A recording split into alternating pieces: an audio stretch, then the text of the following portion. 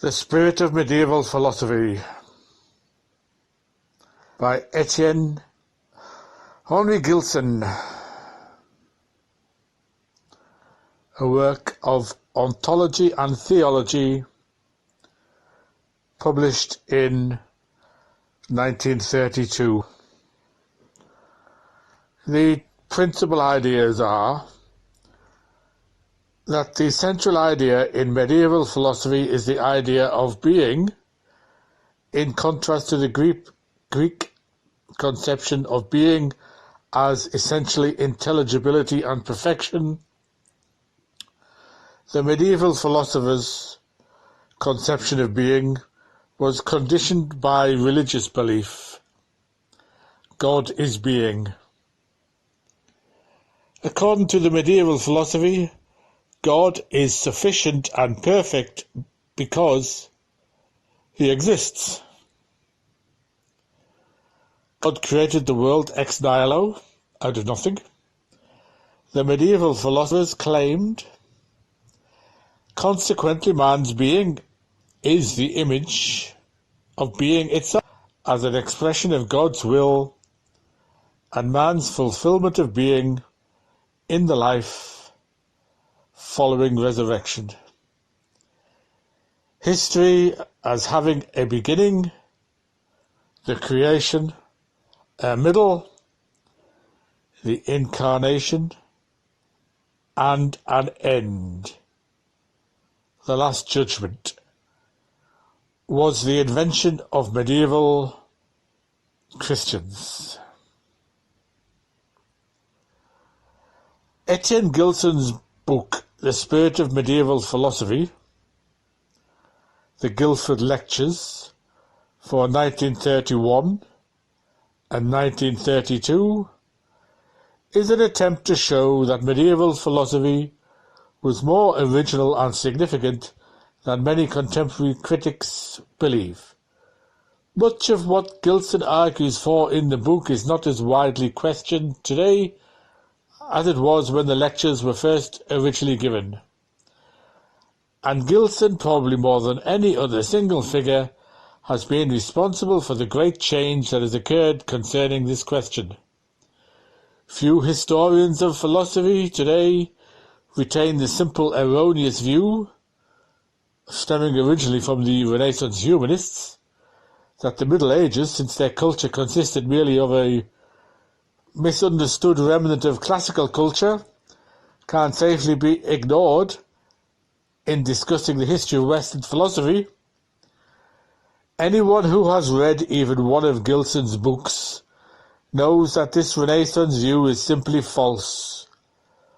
Contemporary philosophers are much in Gilson's debt for pointing out so forcefully and so clearly that the medieval period included quite an array of thinkers of a high order, and that modern philosophy has in its medieval tradition roots which are just as significant as the roots it has in Greece and in science as inaugurated by Galileo, Kepler and Newton.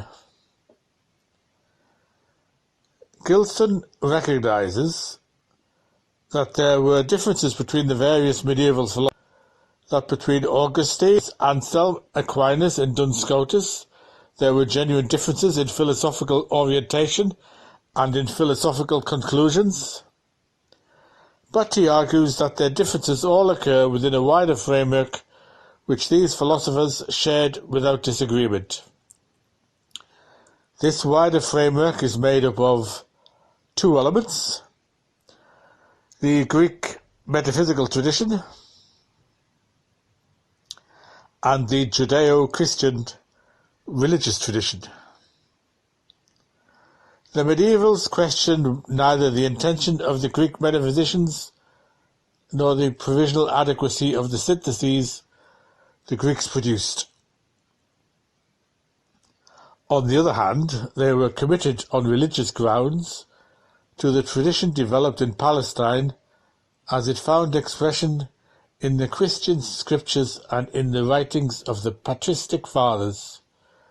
The task the medieval philosophers set themselves was to make a synthesis of the two traditions, a task which involved elaborating, complementing and modifying the Greek metaphysical tradition in such a way that the religious insights of Christianity transformed and gave new life to that same metaphysical tradition.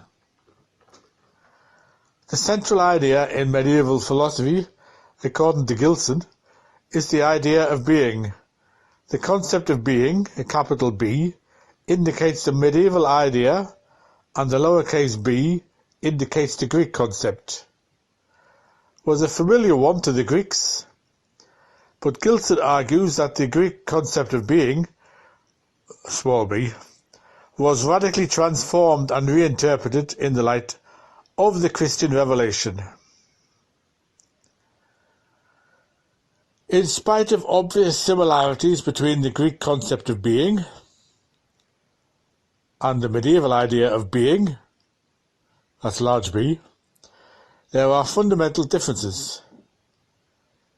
Gilson's book amounts to an extended treatise on the idea of being, first contrasting it with the Greek concept of being, and then tracing the implications of the medieval doctrine for a variety of philosophical problems. To the Greek, intelligibility and metaphysical perfection were the essential components in the concept of being, small b. The more intelligibility and perfection, self-sufficiency a thing had, the more being it had. It is probable that this philosophy found its fullest expression in Plato's doctrine of degrees or reality. As the mind ascends in the Platonic hierarchy from non-being through becoming to the realm of being itself, the mind moves from less to greater intelligibility of self-sufficiency. Finally, in the idea of the good, the mind reaches the ultimate in intelligibility and self-sufficiency, indeed the very ground of being itself. Aristotle too shared in this interpretation of the concept of being. His unmoved movers were self-sufficient and completely intelligible. They were pure forms and as such were predominantly intelligible, and the fact that they were themselves unmoved is equivalent in the Aristotelian scheme to saying that they were self-sufficient. Intelligibility and perfection, then, were the ground of existence in the Greek view of things. So much so, in fact, that even the gods were criticized in the light of this metaphysical persuasion by the philosophers. In Plato's scheme of education, as set forth in the Republic, certain myths and religious poems were outlawed because they were judged inadequate in the light of his metaphysical views.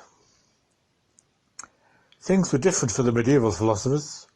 Rather than judging their theological tradition in the light of metaphysical doctrine, they used the theological doctrines to judge the metaphysical tradition.